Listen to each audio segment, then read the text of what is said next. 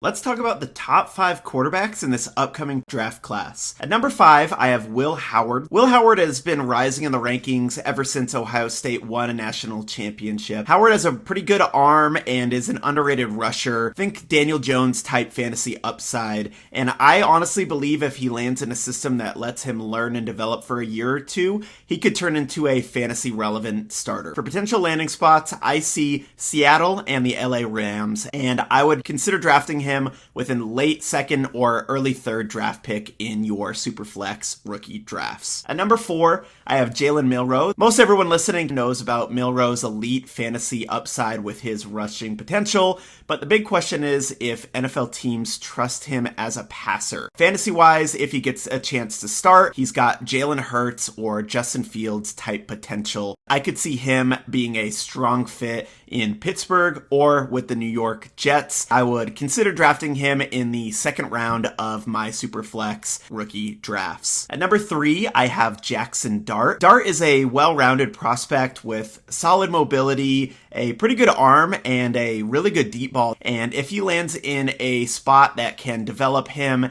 and turn him from a one-read quarterback into a quarterback that can run an NFL system, I could really see him becoming a low ceiling but also high floor quarterback and starter in the NFL. The top landing spots I see here are the New York Jets, New York Giants, or the Pittsburgh Steelers again. And I would be comfortable taking Dart with an early second round pick in my Superflex rookie drafts. At number 2, I have Shedeur Sanders. Sanders is quite a polarizing pick because he is more of a pocket passer, very accurate, pretty decent arm, nothing amazing, but he doesn't have much rushing upside, and a lot of people say that he plays too much hero ball and doesn't have that elite athleticism. But he is going to be someone that comes in and starts right away, and I do think he's going to end up with top 10 draft capital. You should take a chance on him in the mid to late first round of your Superflex fantasy drafts. As for landing spots, I could see him going to Cleveland or the New Orleans Saints. And coming in at number 1, we've got Cam Ward. Cam Ward is the only truly dynamic playmaker with elite fantasy upside in the upcoming draft. He's got a really solid arm, he's got good legs,